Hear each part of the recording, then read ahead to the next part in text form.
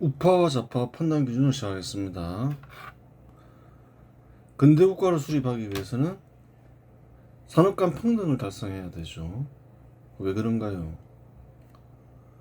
역사적으로 농업이 상공업 우위에 있었고 농업의 지배자인 그래요. 왕이나 귀족은 상공업을 통제하려 했죠. 그러한 현실은 한국 역사에서도 관찰이 되죠. 개항한 이후에 근대 국가를 수립하기 위해서는 그래요. 상공업을 육성해야 되는데 고종은 해상공국을 설치하여 더 철저하게 통제하려고 하죠. 정반대의 조치를 취하더라. 그걸 확인했어요.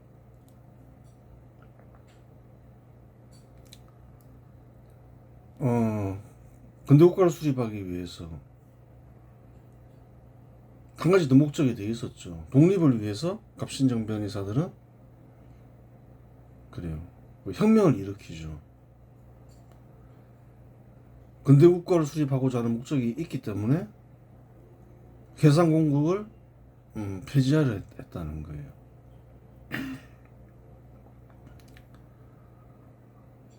이제 청군이 개입으로 이제 실패하죠.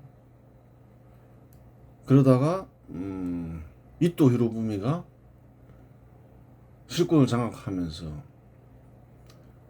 이제 상무사로 바뀐 해상공국이죠. 상무사의 권한을 다 박탈하면서 자유로운 상업 활동이 가능해졌다는 거예요. 그리고 이제 일본이 패망하죠. 식민지 시기에는 산업 간 평등이 달성이 돼서 자유로운 상업 활동이 가능했다는 거예요. 산업 간 평등을 달성해야 한다. 그런 생각이 있는 것이고 식민지 시기를 거치면서 또 농분주의도 사라졌나요? 안 사라졌나요? 사라진 게 아니라는 거예요. 고도의 간섭적 생각은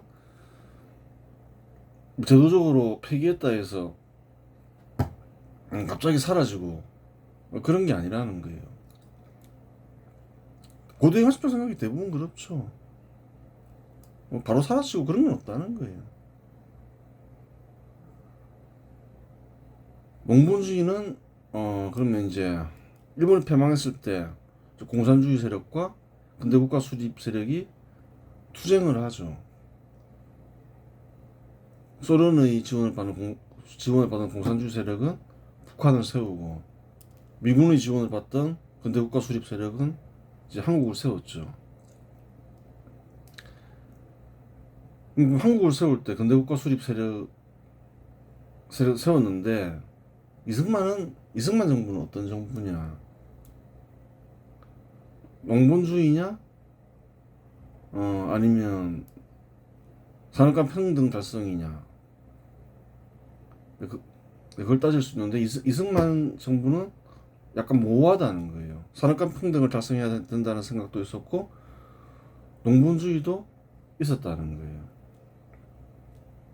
한편으로는 산업을 육성하면서 뭐 원전 산업 같은 것도 하려고 하고 뭐 비료 산업도 육성하려고 하고 뭐 그런 노력이 보이죠. 한편으로는 또 이제 또 농민 보호 정책도 많이 실시한다는 거예요.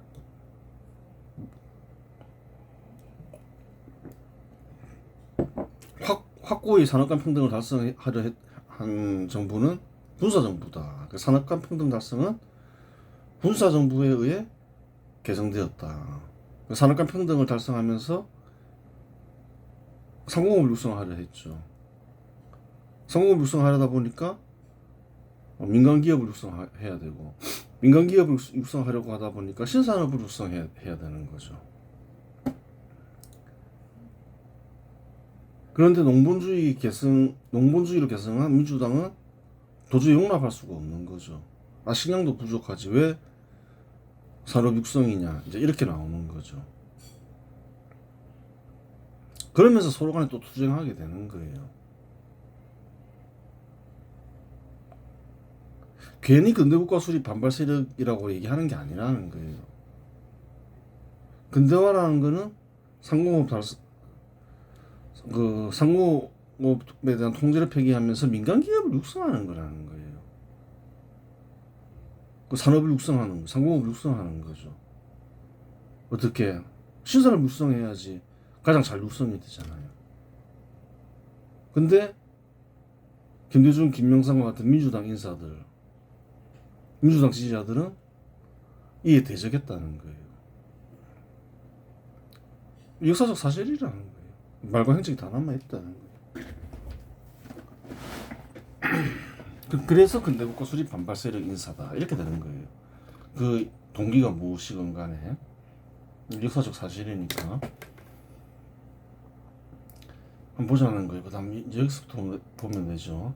산업과 평등을 달성해야 한다는 확고한 신념이 없는 사람이라면 산업과 평등을 달성해야 한다는 생각과 농본주의가 공존한다. 한번 생각해 보자는 거예요.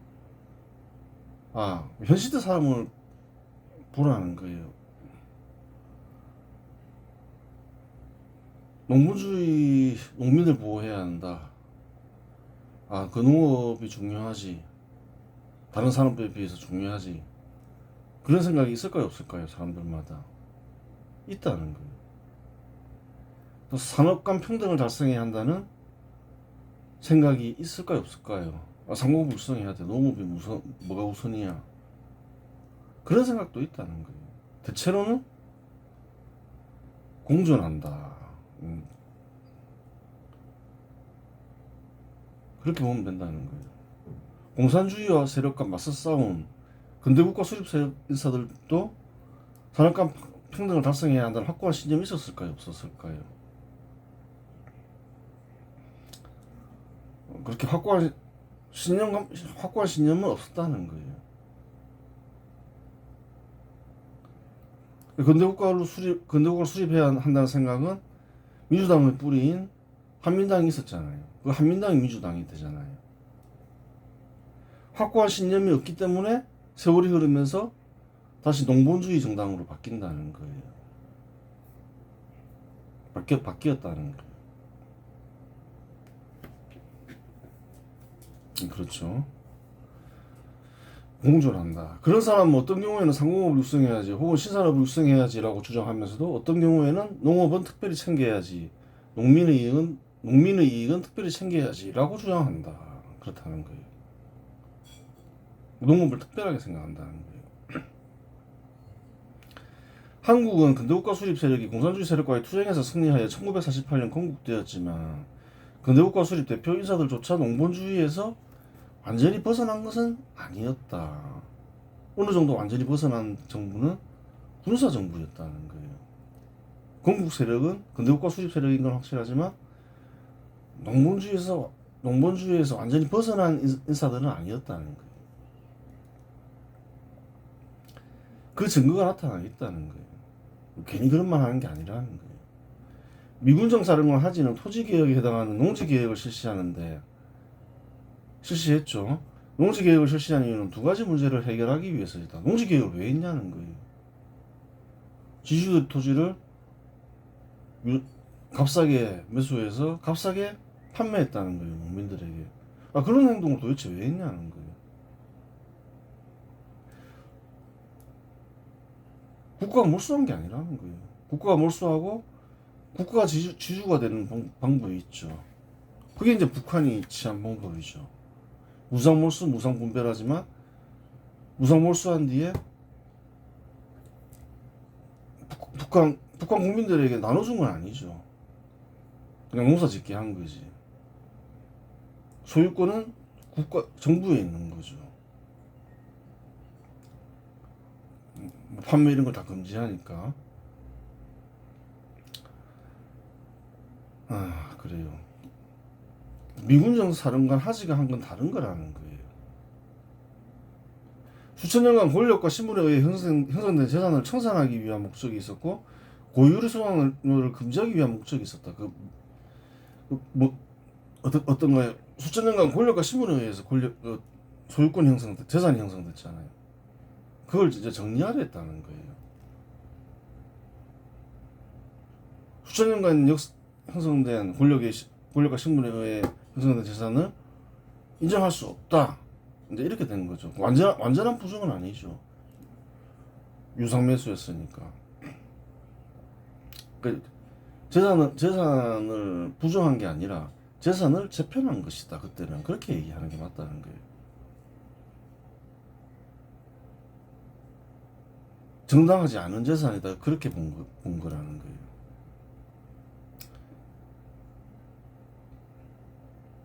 또 이제 고유리 소장료 때문에 다수의 한국인들이 괴로웠죠. 대부분 다 소장농들이었죠. 50% 이상, 수확의 50% 이상을 소장료로 이제 걷어갔다는 거예요.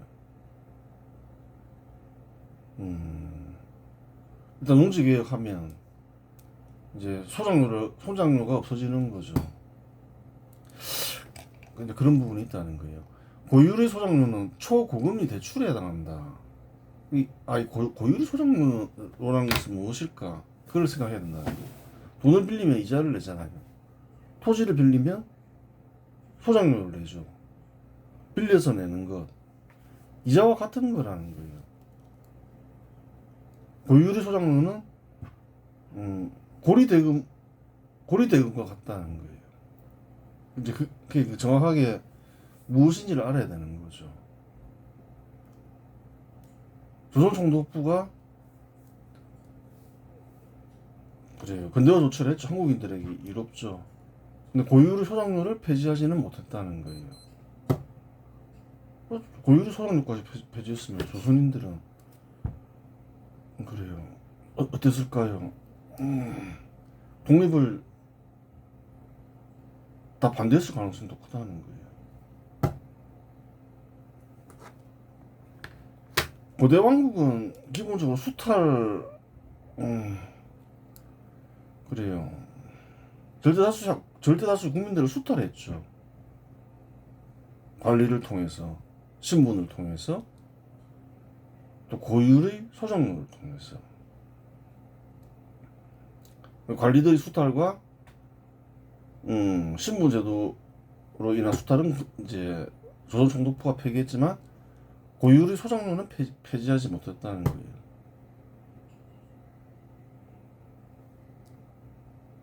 그래요. 즉 그러면 고유의 소장료는 누가 폐지했느냐? 그걸 알아야 된다는 거예요. 중요한 사실이라는 거예요. 역사적으로 수십 년간 이어온 수탈을 금지시키는 거잖아요. 즉 토지가 없거나 부족한 농민은 생존을 위해서 50%가 넘는 고유의 소장료를 감당해야 했다. 계속 그래 왔다는 거예요. 수천 년간. 유군정 사령관 하지는 33% 이상의 소장료를 금지했다. 50% 이상 내야 되는데 33%까지만 받아. 그런 조치를 실시했다는 거예요. 다른 일인가요? 못한 일인가요? 그러니까 사람들이 잘 모르는 게 있는 거예요. 박정희가 혁명을 일으키면서 군정이라 볼 수 있는 거죠. 물론 이제 뭐 선거도 실시했으니까 순수한 군정은 아닌데 한국인들이 열렬히 지지했다는 거예요. 왜 지지했느냐? 군정을 많이 겪었다는 거예요. 조선 총독부 다 군정이었다는 거예요. 유군정도 군정이었다는 거예요.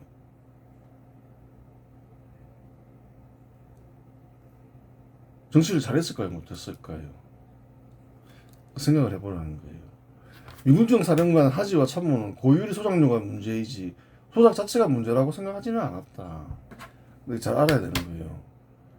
33% 이상은 받지 말아 했지 소작 자체를 없앤 건 아니라는 거예요.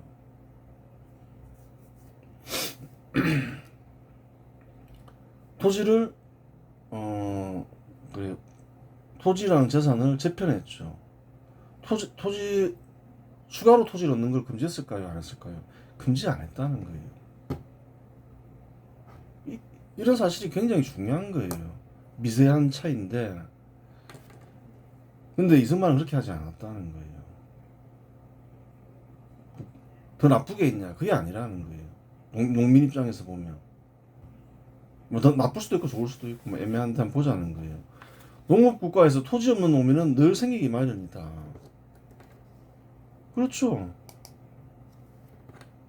농지 계획을 했어요.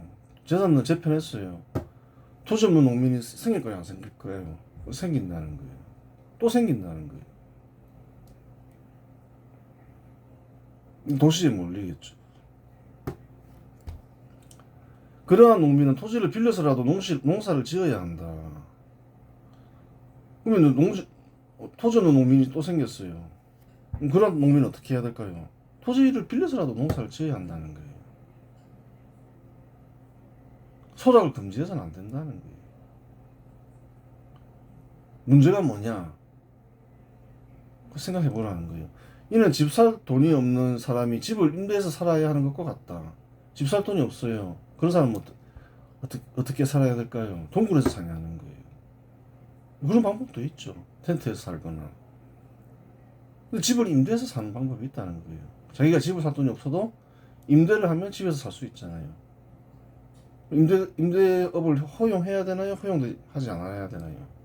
임대업이 선한가요? 악인가요? 한국인들이 그런 걸 잘 모르는 거예요. 왜 임대하냐 이러면서 임대업자를 말기를 모는 정부가 있잖아요. 민주당 정부.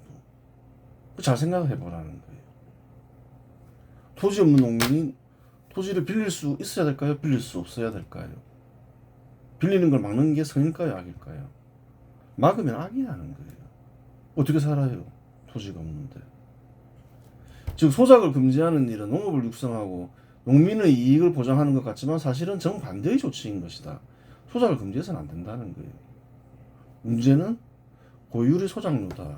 문제 있는 것을 시정해야지. 소작 자체는 문제가 있는 게 아니라는 거예요. 대출했는데 고금리가 문제인 것이지. 대출이 문제인 것이 아닌 것과 같다는 거예요. 한국인들은 좀 그런 걸 잘 생각하지 못한다는 거예요. 이승만이라고 예외냐? 그렇지 않다는 거예요. 이승만은 유군전 사령관 하지 농지계획을 개성하여 실시했지만 농본주의에 입각한 각종 조치들을 덧붙여 실시하였다. 이승만이 농지계획을 개성해서 실시하죠. 근데 이승만은 좀 다르게 실시한다는 거예요. 이승만은 고유의 소작물을 금지한 것이 아니라 소작 자체를 금지시켰다. 소작을 금지시켰다는 거예요. 토지 같은 거 빌리지 마. 빌려주는 건 불법이야. 그렇게 해버렸다는 거예요. 1949년 제정된 농지계획법 제17조는 농지는 소작, 임대차 또는 위탁 경영을 금지한다는 조항이 있다. 이와 같은 이승만의 조치는 한국인들에게 개성 발전하여 1987년 개정된 헌법에 명시되었다. 농토는 빌리고 빌려주지 마. 그렇게 했는데 이것은 또 한국 헌법에도 나와 있다는 거예요. 1987년 헌법에 개정될 때 헌법 조항으로 들어갔다 이 말이죠. 국가는 농지에 관하여 경제유전의 원칙이 달성될 수 있도록 노력하여야 하며 농지의 소작 제도는 금지된다. 소작 자체를 금지시켰다는 거예요. 원래는 이제 법에 있던 것을 헌법에까지 이제 넣은 거죠. 농본주의가 뿌리 깊다는 거예요. 사실은 아직까지 완전히 폐기된 게 아니라는 거예요. 그래요. 미군정 사령관 하지는 농지를 재분배하는 것으로 충분하다고 생각했다. 즉 농지 계획을 한 뒤 추가로 농지를 취득하는 일을 금지하지 않았다. 재산이 그냥 수천 년간 부당하게 형성됐다. 그래서 재산을 재편했는데 그래도 그 뒤에 뭐 재산을 늘리고 이런 것에 대해서 뭐 따로 뭐 금지하거나 그러지 않았다는 거예요. 근데 이승만은 또 다른 조치를 취한다는 거예요. 하지만 이승만은 농지의 추가 취득 자체를 금지했다.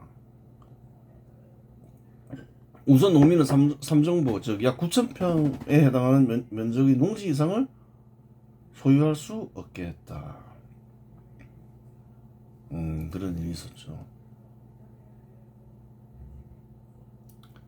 그래요. 이승만의 조치에 따르면 농업에서 기업이 생길 수 없고 생산성이 향상되는데 제한이 따른다. 기업이 생기려면 어떻게 해야 되냐는 거예요. 성공하는 농민이 있어야 되죠. 성공하는 농민은 그래요. 돈을 많이 벌게 되겠죠. 수완이 있는 거죠.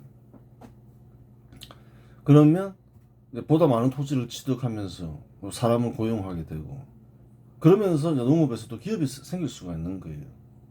그 기업이 생기려면 토지 취득을 금지해서는 안 된다는 거예요. 어느 산업 분야에서나 경쟁이 있기 마련이며 경쟁하는 가운데 생산성이 향상되고 기업이 생긴다. 그렇죠. 기업이 생기는 과정에서 기업은 농토를 임대할 수도 있고 추가로 농토를 구매할 수도 있다. 농사가 잘 돼서 돈을 많이 벌었어요. 당장 농토를 살 돈은 없어요. 그럼 돈을 벌 수 있겠다 싶으면 농토를 임대할 수도 있다는 거예요. 모든 농토가 다 이렇게 가동되는 건 아닐 거 아니에요. 도시로 떠난 사람도 있을 것이고. 그래요. 빌려서 또 농사를 짓겠죠. 돈 벌기 위해서. 그러다 보면 기업이 된다는 거예요. 그런데 이승만의 조치로 인하여 농업에서 기업이 생길 수 없고 생산성 향상도 크게 기대할 수 없게 되었다. 그렇죠.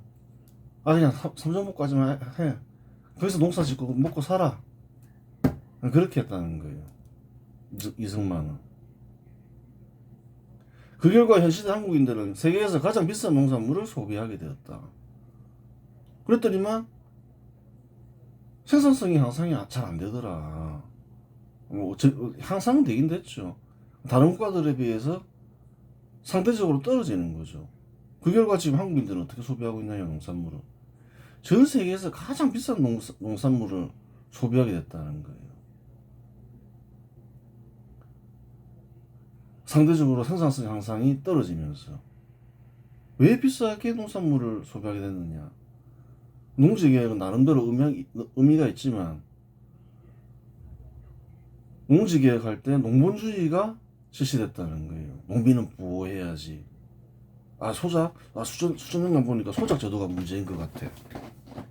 소작 자체를 금지시켜버리고 하진 안 그랬는데 부당한 재산을 재편하면 끝났다는 거예요. 그걸로서 하진은 그렇게 했죠. 근데 이승만은 토지 취득을 금지시켰다는 거예요. 또다시 지주 같은 게 생기면 곤란해 이러면서 기업 같은 게 생기면 안 돼. 농업에서는 그렇게 생각했다는 거예요. 정치적 효과는 그냥 토지를 재편하면 생긴다는 거예요. 토지 취득을 금지한다 해서 어떤 정치적 효과가 생기냐는 거예요. 더 추가적으로 생기냐는 거예요. 그렇지 않다는 거예요.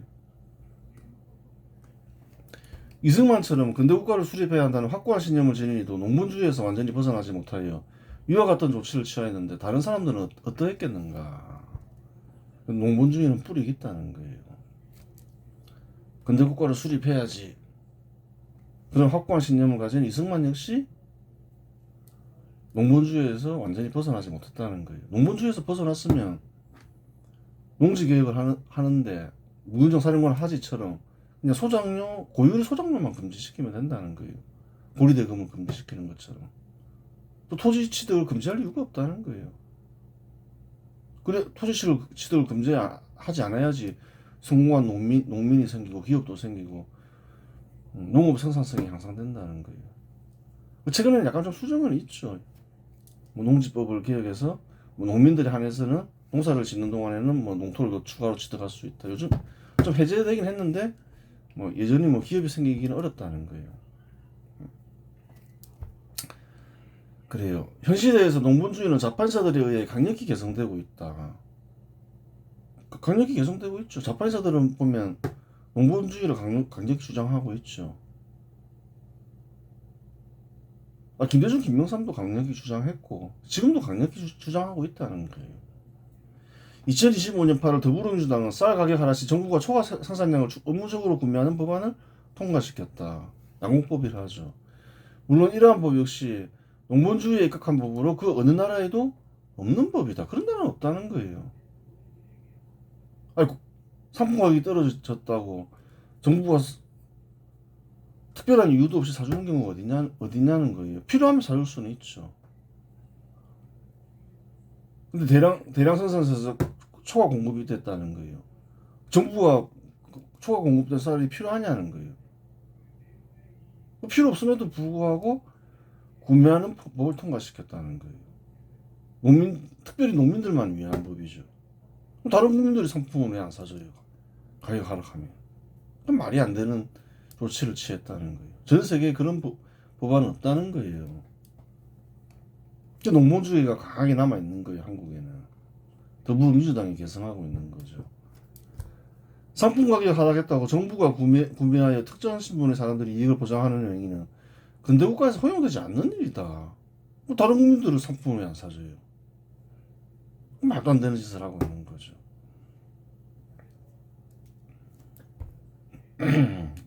그래요.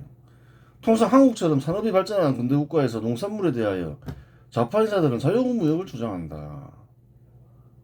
그것도 한번 봐야 되는 거예요. 좌파 인사들은 원래 농본주의를 주장하면서 보호무역을 주장하나? 농민들을 보호하려 하나? 사실이냐는 거예요. 안 그렇다는 거예요. 한국의 좌파 인사들이 농본주의에 사로잡혀 있다는 거예요. 좌파 인사들은 도시근로자의 이익을 대변한다고 주장하는데 도시근로자의 이익을 대변하기 위해서는 근로자의 이익을 대변한다고 주장하는 노조는 농산물에 대하여 시장 개방을 요구할 수밖에 없다. 자유무역을 실시해야 도시근로자는 값싼 농산물을 소비할 수 있기 때문이다. 그렇다는 거예요. 보통 좌파 인사들은 산업이 발전한 국가에서 근로자의 지지를 받으려고 하죠. 근로자 수가 좀 많으니까 그런 건데 근로자는 도시에 살죠. 도시 근로자 입장에서는 농산물 가격이 비싼 게 좋은 거예요? 싼 게 좋은 거예요? 싼 게 좋죠. 통상적으로 산업이 발전한 국가에서 좌파 인사들은 농민 편이 아니라는 거예요. 농산물 자유무역이 돼야지 도시근로자에게 좋나요? 보호무역을 해야 도시근로자에게 좋나요? 자유무역을 해야 좋다는 거예요. 자유무역 하자 하고 주장한다는 거예요. 근데 한국의 좌파 인사들은 어떠냐는 거예요. 그렇지가 않다는 거예요. 왜? 그러니까 모든 국가가 동일하진 않죠. 그래요. 한국에는 농본주의가 그래요. 강력한 농본주의가 있다는 거예요. 그것을 계승한 인사들이 좌파 인사들이다. 그 좀 약간 좀 다르다. 한국 좌파 인사들은 공산주의자라 해도 한국의 공산주의자는 어떤가요? 농업 공산주의자가 된다. 왜 그런가요? 뿌리 깊은 농본주의 때문에 그런 거라는 거예요.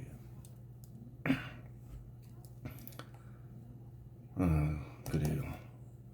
19세기 말에서 20세기 초 영국노동당은 보호무역이 근로자의 이익에 반한다고 보고 농산물에 대하여 자유무역을 실시해야 한다고 주장했다. 19세기에서 20세기 보면 노동당은 뭔가요? 좌파 정당이죠. 자유무역 주장한다는 거예요. 농산물 왜 보호무역하냐 이러면서. 당시 노동당은 수입을 통하여 값싼 수입 식료품 공급을 근로자에게 공급하는 일을 최우선 과제로 삼았다. 도시 근로자들이 자기들을 지지한다 생각하니까 당연히 자유무역을 주장하겠죠. 20세기 초 독일의 자유노조는 농업 부문에 대한 보호무역 조의가 노동자 계급에게 막대한 경제적 부담을 지운다고 판단하여 농산물 시장 개방을 강력히 주장했다. 다 그렇다는 거예요. 사례를 보면. 독일의 자판사들도 농산물 시장 개방을 주장한다는 거예요. 당시 독일의 보수적인 농업기족 계층인 융커들은 보관세를 통해 자국산 농산물 가격을 인위적으로 높게 유지하려 했으나 그래요. 독일 노동조합은 이것이 도시 노동자의 밥상 물가를 가로막는 반민주적 조치라고 비판했다. 그랬다는 거예요. 노동조합은 값싼 해외 농산물의 자유로운 수입을 통해 생계비 부담을 낮추는 것이 노동자의 실질 임금을 올리는 가장 적극적인 방법임을 강조하며 농산물에 대한 무관세 및 자유무역 노선을 당의 핵심 의제로 삼아 관찰하고자 노력했다. 다 그렇다는 거예요. 좌파회사들은.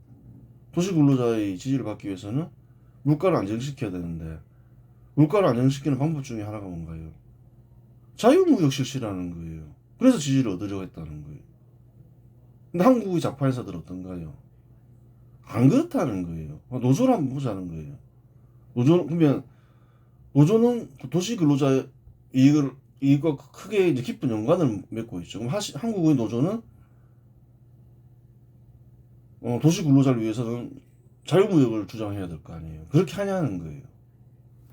살펴보았듯이 산업이 발전한 국가에서 통상 좌파인사들과 좌파단체는 농산물에 대하여 자유무역을 주장한다. 자유무역 실시를 주장하죠. 그래야지 도시 근로자의 지지를 받을 수 있으니까.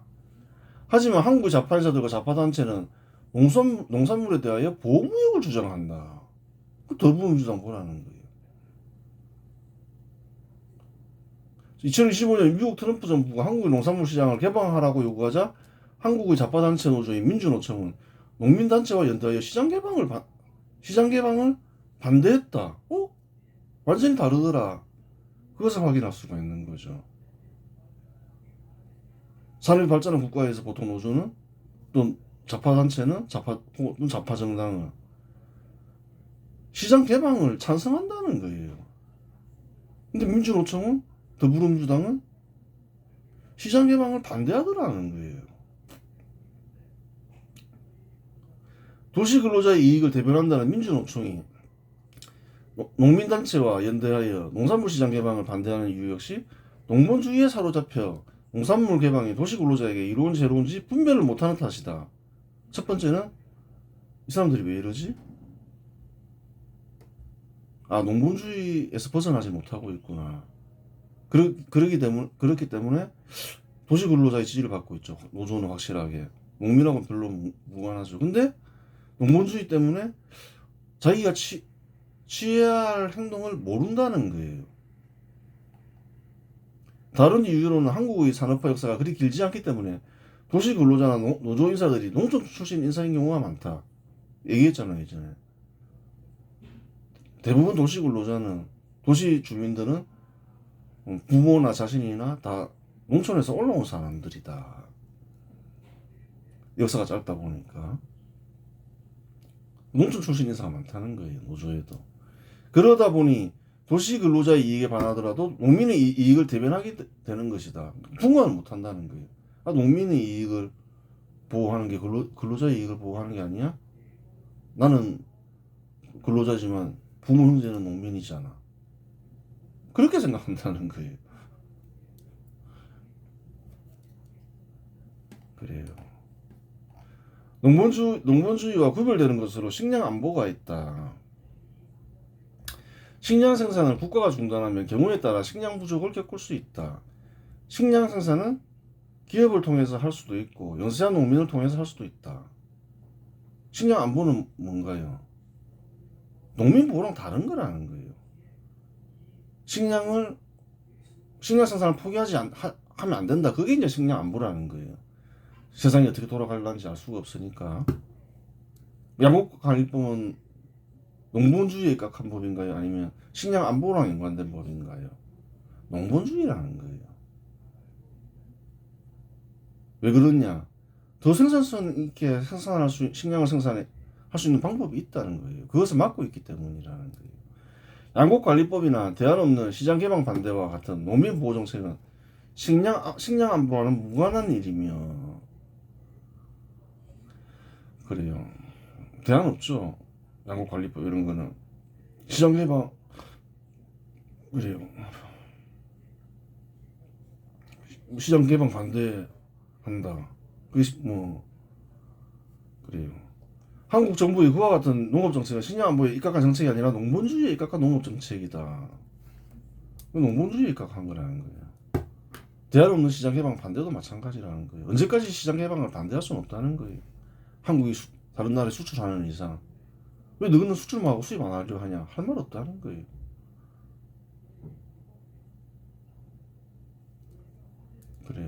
실제 식량 안보를 중시하는 국가들인 네덜란드, 이스라엘 등은 오히려 대규모 기업농가 기술 지하수 농업을 장려하고 있지, 양국관리법과 같은 법을 가지고서 사기극을 벌이지 않는다. 식량 생산을 포기할 수는 없어. 많은 국가들이 그렇게 생각하죠. 네덜란드도 그렇게 생각하고 이스라엘도 그렇게 생각한다는 거예요. 이러한 국가들은 어떤 조치를 취하냐? 기업을 통해서 생산한다는 거예요. 기업 육성을 통해서. 상공업 육성해야지만 농업도 육성해야 될 거 아니에요. 산업간 평등을 달성하기 위해서는. 농업만 육성할 필요 없다. 그것도 산업 육성이 아니라는 거예요. 산업간 평등 달성이 아니라는 거예요. 그럼 어떻게 육성해야 되느냐? 농업도 마찬가지라는 거예요. 민간 기업이 육성될 때 생산성 있게 생산하게 되더라. 농업이라고 해서 다르지가 않더라는 거예요. 농업이 발달하는 국가를 보라는 거예요. 네덜란드, 이스라엘. 어떻게 생산하고 있냐, 그걸 보라는 거예요. 식량이 생산되면 식량 안보가 지켜진다는 거예요. 기업이 생산할 때가 가장 생산성이 있더라. 농업 역시 발전하더라. 그럼 어떤 조치를 취해야 되나요? 기업이 생성될 수 있게 해야 된다는 거예요.